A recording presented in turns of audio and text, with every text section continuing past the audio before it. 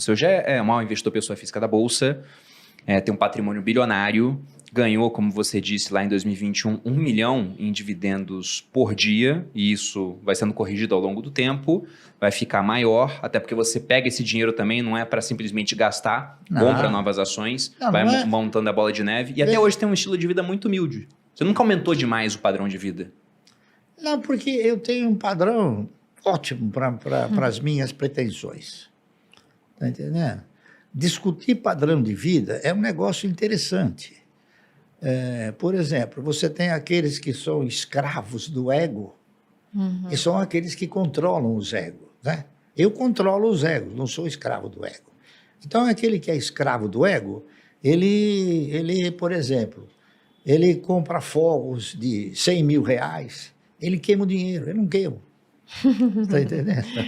Uma coisa que eu achei até curiosa, você vinha para o escritório de metrô antes da pandemia? Não, eu vim muito tempo de metrô, porque era uma recomendação médica. Tá entendendo? Para caminhar, era isso? Para caminhar, para andar, né? E a única maneira que você tem de andar é ir até o metrô, vir, você se misturar com o povo, né? É que aí ela começou a me produzir de uma forma muito intensa, e eu comecei a ficar com um problema. No metrô, eu falei, seu Márcio, eu quero tirar uma fotografia. Então, aí eu precisei... Fama tem seus preços. É isso aí.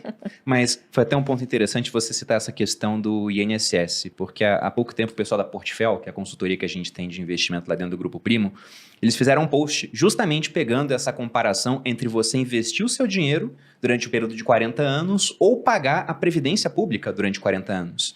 E não é um ou outro, porque se você trabalha e não contribui com a Previdência, isso pode ser enquadrado até como crime de sonegação previdenciária. Então, é um imposto, você é obrigado a pagar. E aqui eles colocaram, né, a contribuição para o INSS de 350 ou investir 350 de maneira mensal em algo que tem uma taxa de retorno de 10% ao ano. E tem muita ação pagando 10% de dividendos agora durante esse período. Ou mais, né? Ou até mais. O resultado no INSS é que você, após 40 anos, iria se aposentar ganhando 3 mil ao mês. E no momento que você morre... zero de patrimônio para tua família. Depende de quanto você contribui. Por exemplo, eu nunca deixei de contribuir para o INSS, porque eu recebia honorários, recebia comissões, tá certo? Mas eu sempre contribuí pelo mínimo. A melhor coisa que tem. Então o que aconteceu? Eu contribuí obrigatoriamente pelo mínimo para a Previdência e aleatoriamente para aquilo que é a formação de uma carteira de renda mensal. Então, hoje, eu sou aposentado com R$500 por mês. O que daria para fazer com esse dinheiro? Né? R$500. Se fosse uma pessoa fazendo esses apostos, R$500 né? por mês. R$500. Então, por que é R$500 se o salário mínimo é 1.200, né? É que eu recebo 1.200, mas pago 700 de INSS. Porque eu recebo honorários, é isso? E ainda pago INSS. Quer dizer, então, ainda sustento alguém. Sustento a previdência de alguém. Não, e o que fica interessante nessa comparação que eles fizeram é que, olha, 350 por mês, durante 40 anos, você ganharia 3 mil pela Previdência. Mas no momento do falecimento, você tem 0 de patrimônio acumulado. Então, você não tem nada para deixar para a sua família. Já investindo R$350 por mês ao longo dos 40 anos com 10% de retorno, você teria um patrimônio acumulado de 2 milhões. Nossa. E aí isso te gera uma certa renda, depende de como vai estar investindo, você vive daquela renda e no momento do falecimento você consegue ainda passar um patrimônio para a sua família. Enquanto no INSS o patrimônio que você teria construído fica para o Estado no final das contas. Não, mas acontece que esse cidadão que fez essas previsões aí de 10% ao ano, ele foi muito modesto.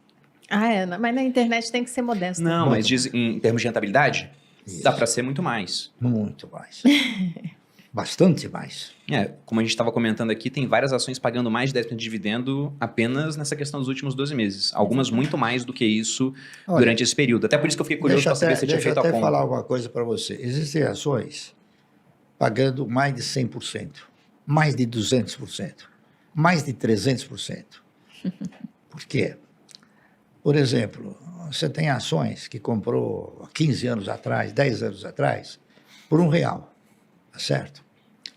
E hoje você recebe R$10 de dividendo. O teu custo é R$1. Sim, já ficou lá para trás. Então, se você não compra mais, o teu custo, o retorno é muito superior. Não é isso? Que é o yield on cost. É que Isso que você está falando é se você comprar agora, já. Uhum. Mas se você olhar para um pouco do passado, por exemplo, eu tenho ações que eu paguei 25, 30 centavos e ela já me pagou R$ 20 de dividendo. Quanto é isso aí? Não, é 100 vezes mais. 300, 400, 500, 1000% a mais. Então, por isso é que o ganho obtido através de ações, ele é imprevisível se você for um investidor. Depende do resultado da empresa, depende de uma série de fatores provenientes da empresa. E uma empresa que tem um histórico de ter um bom aproveitamento do seu parque fabril, tem um bom retorno, tá certo? Em termos de receita, gera riqueza, distribui essa riqueza, ela é uma empresa que vai sempre ter o quê? Uma condição sustentável para te devolver proventos. Então, Bom, é isso que tem que olhar, entendeu? não, concordo. E até aproveitando essa questão de que você investe há muito tempo. Se a gente colocar que você começou a investir na década de 70, então das 10 moedas que nós tivemos aqui no Brasil, que a gente já teve réis, mil réis, cruzeiro, cruzeiro novo, cruzado novo. Novo cruzado, novo cruzeiro. E depois de um tempo nem imprimia mais a moeda, só carimbava a antiga. Nossa. Dessas 10 moedas, você pegou 8 durante sua trajetória como investidor. Você pegou hiperinflação aqui no Brasil. Não, Na acho verdade, que eu se a peguei gente mais pega de 8. Acho que eu peguei mais de 8. Então você pegou 9. Pegando desde que você nasceu, pode ter sido 9. Nós começamos desde 60... Antes de 64, acho que teve o primeiro Cruzeiro Novo. Foi na década de 70, Cruzeiro Novo, foi com os militares trocaram. Então foi logo depois do Não, mas começo do governo não, militar. acho que teve antes. Teve um Cruzeiro Novo, sim. Mas você pegou, pela minha conta, Eu 8 peguei das 10. Peguei todas. Na E verdade, pegou um período de hiperinflação também. Como é que foi essa época? Né? foi Porque uma você- hiperinflação. Mas como é que era? Porque eu fico pensando, o pessoal fala muito de, olha, o Brasil para crescer tem que ser mais produtivo.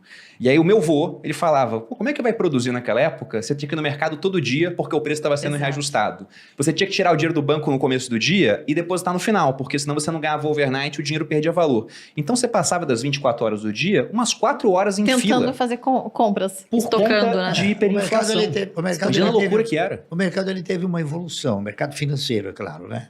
Ele teve uma evolução.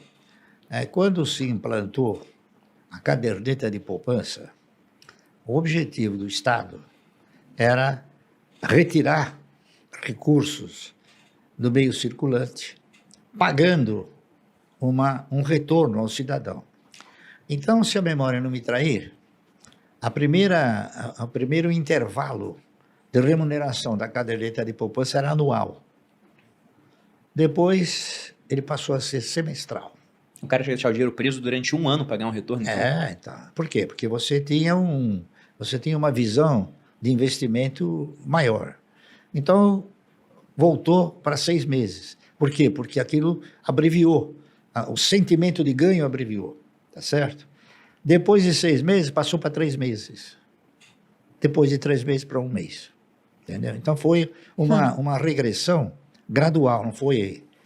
Então, por quê? Porque também a estrutura financeira do país, ela veio se maculando nessa questão da inflação gradualmente, não foi de repente. Tá entendendo? Era bom para o pessoal ansioso, que adora comprar e vender, comprar e vender. Não, mas aí no caso não era comprar e vender. Aí no caso era o seguinte, quando você aplica os seus recursos em um papel de renda garantida, certo? Qual é a sua expectativa? Você tem o sentimento de ganho, você quer ganhar, está correto? Quando você compra uma ação, você não alimenta a mesma expectativa. Por quê? Porque você tem inúmeras orientações, principalmente pelo banqueiro, que vai quebrar, que não dá, que vai cair, que você vai ficar pobre, tá entendendo? Por quê? Porque ele aterroriza o cidadão dessa maneira para direcionar o cidadão para ele, para os recursos para ele. E foi o que aconteceu durante muitos anos. Eu não sei se você chegou a pegar, mas o Estado sempre fez um apelo sedutor ao indivíduo. Então, nós tivemos uma época em que as emissoras de televisão, cada uma inseria 10, 15 ou 20 vezes por dia uma proposta, um apelo assim: Tinha um cidadão com a gravatinha, um cabelinho, né? Numa mesa, um cartãozinho, falar, vem para a poupança. Vem para a poupança, que você vai ganhar tanto. Vem. Então, isso aí foi seduzindo o cidadão. Foi instalando nele a mentalidade do agiota, do cidadão que tem que sentar na cadeira e ficar esperando aquela migalha. Está entendendo? Isso foi se acelerando.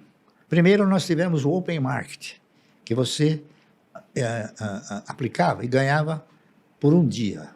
Depois do open market, veio o overnight, que além do dia você ganhava de noite.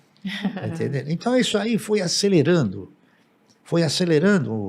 a inflação. Por quê? Porque cada vez o governo precisava mais. O governo foi tendo esse foco de tirar recursos de circulação, sem que o cidadão se desse conta disso. Por exemplo, eu não me lembro em que ano, mas ele criou o FGTS. O que foi? O que é o FGTS? O FGTS é uma forma de você tirar dinheiro da empresa e ficar com ele. Tá certo? Sim, por quê? Porque antes disso, a empresa ficava com o dinheiro, na hora que tinha que indenizar o cidadão, ela pagava o cidadão. Agora não, ela tem que contribuir com isso. E acontece que o Estado é um péssimo gestor. O pior gestor que existe é o Estado. Por quê? Porque a maioria dos elementos que estão lá são incompetentes. Tá entendendo? A grande realidade é essa. Então, se você quiser prosperar, não acredite no Estado. É o que eu fiz. Não acreditei no Estado. Acreditei nas perspectivas e nas possibilidades do mercado como um todo. E hoje, você escuta falar o seguinte, os planos. O país nunca teve um plano. O país teve conversões só, mas nunca teve um plano. Falar um plano, tá entendendo? Um plano econômico de longo prazo. Essa aqui é a verdade.